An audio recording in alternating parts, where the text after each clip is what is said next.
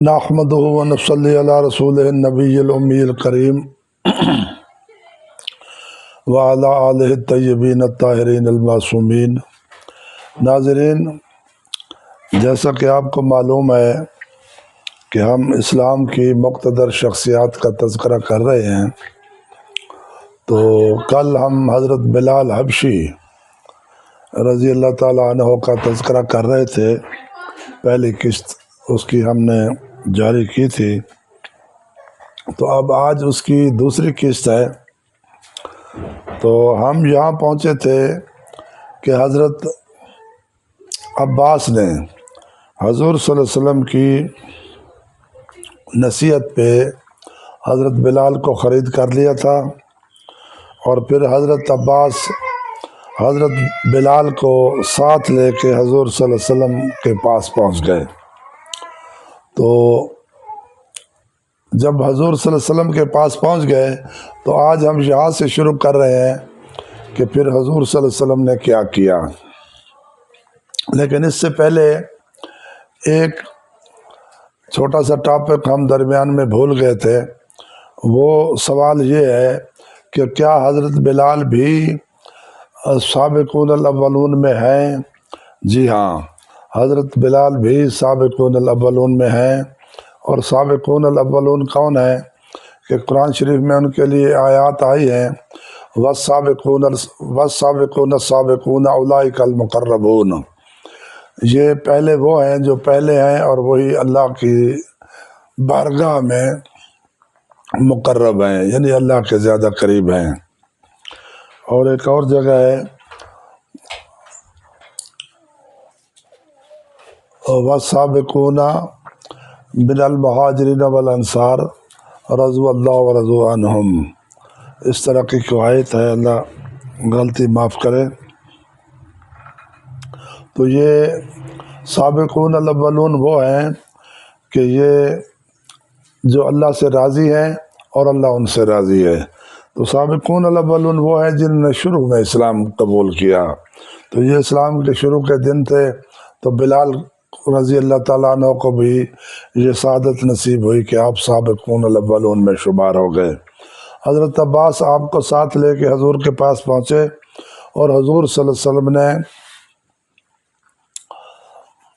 بلال کا استقبال کیا، اور خندہ پیشانی سے پیش آئے اور پیار کیا، اور اچھے کپڑے پہنائے، اور کپڑے پہنانے کے بعد بی بی خدیجہ کے پاس لے کے آ گئے، اور کہا کہ یہ آپ کے غلام ہیں، اور اب یہ آپ کے کام کریں گے۔ تو بلال رضی اللہ تعالیٰ عنہ کی ڈیوٹی گھر کے کاموں پہ لگ گئی۔ آپ سودا سلف لا کے دیتے تھے، اور جو بھی بی بی خدیجہ کے کام ہوتے تھے وہ گھر سے باہر تک کے لیے وہ کرتے تھے۔ مہمان آتے تھے، ان کی خدمت کرتے تھے۔ تو اس طرح سے گھر میں بکریاں بھی دھوتے تھے، اور ان کا دودھ بھی، اور گھر میں چکی بھی پیستے تھے۔ تو گھر کے کام بی بی خدیجہ کی مدد کرتے تھے۔ تو اس کے بعد اگلا سوال یہ ہے کہ آپ حضور کے محافظ کیسے بنے؟ ایک دن حضور صلی اللہ علیہ وسلم دار ارقم تشریف لے کے جا رہے تھے۔ وہاں آپ نے کوئی خطاب کرنا تھا مسلمانوں سے، جو مسلمان چھپ چھپ کے دار ارقم میں دین کی تعلیم حاصل کرتے تھے، اور جو قرآن شریف آتا تھا وہاں لوگ اکٹھے ہو جاتے تھے، اور ان کو قرآن شریف کی نئی آنے والی آیات بتائی جاتی تھیں۔ تو ایک روز حضور صلی اللہ علیہ وسلم خود تشریف لے کے جا رہے تھے۔ تو بلال کو جب پتہ چلا تو بلال نے کہا، یا رسول اللہ میں آپ کے ساتھ جاؤں گا، تو کیا آپ کے گھر میں کوئی نیزہ ہے؟ تو حضور صلی اللہ علیہ وسلم نے کہا ہاں ہے۔ تو حضور صلی اللہ علیہ وسلم نیزہ لے آئے، آپ نے بلال کو دے دیا۔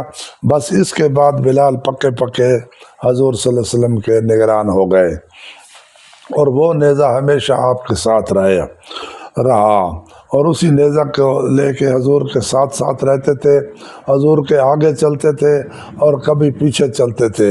جہاں ضروری ہوتا تھا چلتے تھے اور ساتھ رہتے تھے۔ جب حضور دار ارقم پہنچ گئے تو بلال دروازے پہ کھڑے ہو گئے اور عرض کی کہ یا رسول اللہ آپ تسلی کریں اور آپ جو بات کہنا چاہتے ہیں وہ کہیں، اور میں دروازے پہ کھڑا ہوں، کسی کو ضرورت نہیں ہوگی آپ کے دشمنوں میں سے کہ میں کسی کو اندر آنے نہیں دوں گا۔ تو اس کے بعد ایک اور سعادت جو بلال کو نصیب ہوئی کہ آپ کو ہجرت کا حکم ملا، اور کچھ خواتین اور بچے اور بڑے، آپ کی ڈیوٹی لگائی گئی کہ آپ ان کو لے کے مدینہ تشریف لے جائیں، مدینہ چلے جائیں۔ تو بلال نے عرض کیا یا رسول اللہ کیا آپ تشریف لائیں گے؟ حضور صلی اللہ علیہ وسلم نے کہا ہاں میں آؤں گا، میں ضرور آؤں گا۔ تو اس طرح یہ کل 16 تعداد تھی، تو 16 لوگوں کو لے کے بلال ان کے سالار بھی تھے اور ان کے نگران بھی تھے، اور وہی نیزہ بلال کے پاس تھا، اور حضور صلی اللہ علیہ وسلم نے کہا تھا کہ ان کو حفاظت کے ساتھ مدینہ پہنچانا ہے، اور ہم بھی پیچھے آ رہے ہیں۔ تو بلال ان کو لے کے مدینہ پہنچ گئے۔ تو اس کے بعد اگلا نقطہ ہے کہ کیا مسجدوں کی تعمیر میں بھی آپ نے حصہ لیا؟ جیسا کہ میں نے بتایا ہے کہ مسجد کی تعمیر میں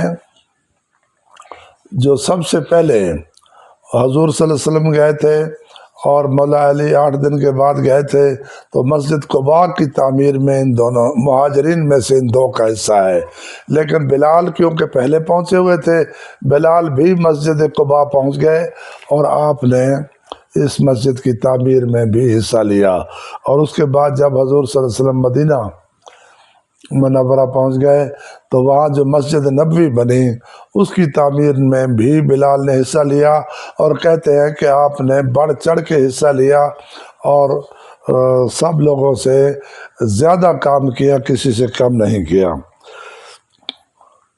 تو گویا آپ نے دونوں اسلام کی ابتدائی بڑی مساجد کی تعمیر میں حصہ لیا۔ تو اگلا سوال ہے کہ مؤذن کب مقرر ہوئے اور شین کا معاملہ کیا تھا؟ تو جب مسجد نبوی بن گئی تو یہ مرحلہ آیا کہ اب مسلمانوں کو کس طرح سے بلایا جائے گا۔ تو حضور صلی اللہ علیہ وسلم وما ينطق عن الهوى ان هو الا وحی یوحی، صحابہ کرام میں سے کچھ لوگ مشورہ تو دے رہے تھے، لیکن حضور صلی اللہ علیہ وسلم اللہ کے انتظار میں تھے۔ گویا حکم آ گیا کہ اس طرح سے ان الفاظ کے ساتھ، ان جملوں کے ساتھ اذان کہی جائے۔ جب حضور صلی اللہ علیہ وسلم نے جملے سکھائے اور انتخاب ہوا کہ اب یہ اذان کون کہے گا، تو خوش قسمت بلال کے حصے میں یہ سعادت آئی۔ صحابہ کرام نے کہا یا رسول اللہ بلال کی آواز سب سے اونچی ہے، تو بلال نے اذان دی۔ اب شین کا معاملہ یہ تھا کہ بلال زبان سے توتلے تھے اور وہ شین کو ادا نہیں کر سکتے تھے، تو یہ جو جملہ ہے اشہد اللہ الہ الا اللہ 2 مرتبہ اور اشہد ان محمد رسول اللہ 2 مرتبہ، تو بلال شین نہیں کہہ سکتے تھے، بلال کہتے تھے اشہد اللہ الہ الا اللہ اور اشہد ان محمد رسول اللہ۔ یہ بات مشہور ہے، سب کو پتہ ہے، لیکن آپ حضور صلی اللہ علیہ وسلم نے فرمایا کہ بلال کی جو سین ہے اللہ کے نزدیک وہ شین ہے۔ اب ایک اور حدیث مشہور ہے، وہ کتابوں میں ہے، معتبر حدیث کی کتابوں میں ہے کہ جو بندہ اذان دے گا تو اس کی گردن لمبی ہوگی۔ تو حضور نے فرمایا تھا کہ بلال کی گردن قیامت کو سب سے لمبی ہوگی۔ اب اس کی تفاسیر میں یوں بزرگوں نے کہا ہے کہ قیامت کا جب دن ہوگا تو سورج سوا نیزے پہ ہوگا اور زمین تانبے کی طرح تپی ہوئی ہوگی، یعنی گرم ہوگی، رنگ اس کا تانبے کی طرح ہو جائے گا۔ تو تمام لوگ پیر سے ننگے ہوں گے کیونکہ جوتے کے ساتھ تو کوئی نہیں ہوگا، کچھ لوگ کفن میں ہوں گے اور کچھ بغیر کفن کے ہوں گے، اور گرمی کی وجہ سے پسینے میں شرابور ہو گئے اور ناک تک پسینہ آیا ہوا ہوگا۔ تو لوگ ایڑیاں اٹھا کے وہ سانس لے رہے ہوں گے اور اس پسینے کے سمندر میں لوگ غرق ہوں گے، اور پیاس کی وجہ سے، کیونکہ پانی کا کوئی انتظام نہیں ہوگا، زبانیں تالو سمیت باہر نکلی ہوئی ہوں گی، لیکن ان لوگوں کو سکون ہوگا پیاس سے جو یہاں دنیا میں روزہ رکھیں گے۔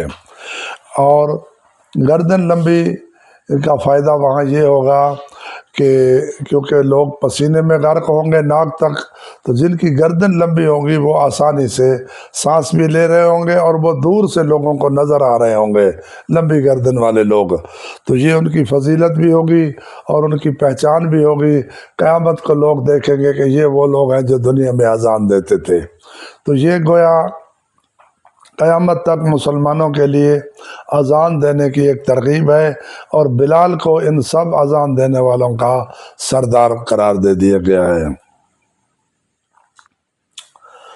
تو اگلا سوال یہ ہے کہ آپ نے امیہ سے بدلہ کیسے لیا؟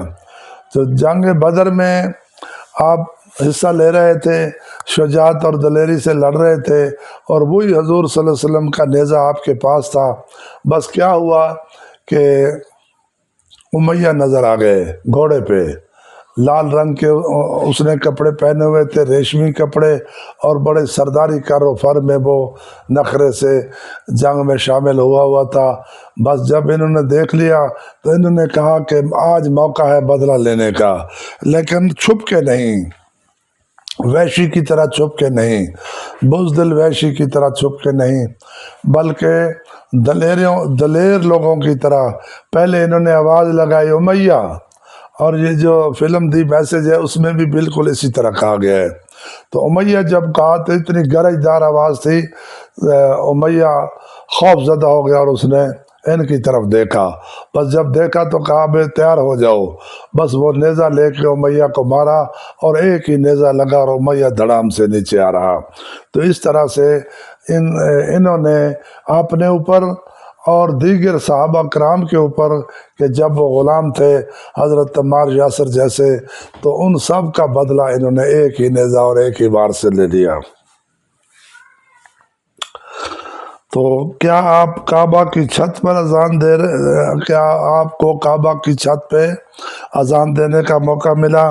جی ہاں، یہ واقعہ فتح مکہ کا ہے کہ فتح مکہ کے روز آپ کو یہ سعادت نصیب ہوئی کہ آپ وہ جو کعبے کا پردہ تھا، وہ کیونکہ پردہ بہت وزنی ہوتا ہے، وہ بے شمار رسیوں سے لٹکا ہوا ہوتا ہے، اور اس پردے کے وزن کو رسیاں اٹھائے ہوئے ہوتی ہیں، تو انہی رسیوں سے لٹک کے بلال چھت پہ چڑھ گئے، اور مکہ فتح والا دن آپ نے اذان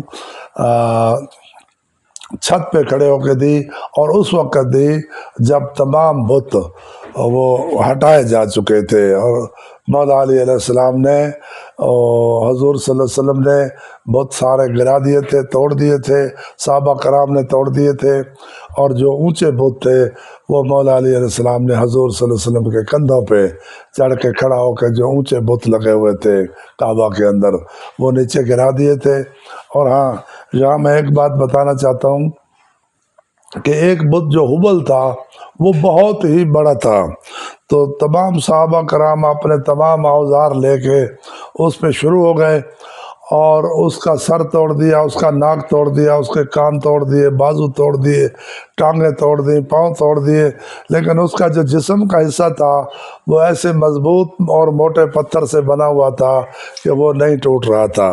حضور صلی اللہ علیہ وسلم نے حکم دیا کہ اس کو باب بنی شیبہ میں دفن کر دیں، تو صحابہ کرام نے گڑھا کھودا، اور جہاں بنی شیبہ کا دروازہ تھا وہاں اس بت کو دفن کر دیا گیا، اور قیامت تک جب لوگ حاجی اس دروازے سے گزرتے ہیں تو گویا اس منحوس کو اپنے پاؤں تلے رونتے ہوئے آتے ہیں۔ تو یہ حجاج کرام کو یہ سعادت نصیب ہوتی ہے کہ وہ یہ ثواب حاصل کرتے ہیں۔ تو اب یہ ہے کہ مکہ میں آپ کی اور کون سی ڈیوٹی تھی؟ یہاں کچھ تلخ و شیریں ہے، وہ یہ ہے کہ یہ جو کوہ بنو قبیس ہے، یہ کوہ بنو قبیس جو جنوب مشرق کے کونے میں ہے، اونچی پہاڑی ٹیکری ہے، تو وہاں بیٹھ جاتے تھے. حضور صلی اللہ علیہ وسلم کعبے میں جہاں بھی ہوتے تھے وہ بلال کو نظر آتے تھے. آپ وہی نیزہ لے کے وہاں بیٹھ جاتے تھے کوہ ابو قبیس پہ. تو چاہے حضور طواف کر رہے ہوتے تھے، چاہے حضور کسی بھی جگہ ہوتے تھے، یا محلہ بنی ہاشم میں ہوتے تھے یا صفا مروہ میں ہوتے تھے، تو وہ نظر آ رہے ہوتے تھے بلال کو، اور اس طرح سے بلال وہاں پہرا دے رہے ہوتے تھے. تو بعد میں مسلمانوں نے اس جگہ ایک مسجد بنا دی تھی نشانی کے طور پہ کہ یہ جگہ ہے جہاں بلال بیٹھتے تھے. تو وہ مسجد بلال کے نام سے تھی. لیکن تھوڑی سی افسوس کی بات ہے کہ مسلمانوں نے جہاں شاعر اللہ کو وہ محفوظ نہیں رکھا اور ان کا وہ احترام نہیں کیا، تو اس مسجد کو بھی گرا دیا، اور یہ مسجد گرا دی گئی. اور آج وہاں مسجد نہیں ہے، بلکہ مسجد کی جگہ بڑے بڑے پلازے بنا دیے گئے ہیں، وہاں بڑے بڑے بلند عمارتیں بنی ہوئی ہیں. اب اس کے بعد ہم اس ویڈیو کو یہیں ختم کرتے ہیں، اور کچھ تذکرہ ہے، 3-4 سوال ہیں، تو وہ ہم آخری ویڈیو میں تیسری قسط میں کریں گے، کیونکہ وہ تھوڑا سا تفصیلی بھی ہیں، تو یہ نہ ہو کہ ویڈیو لمبی ہو جائے. تو وما علینا الا البلاغ وصلی اللہ تعالی علی رسولہ وعلی ائمۃ المیامین من آلہ وسلم تسلیما کثیرا کثیرا.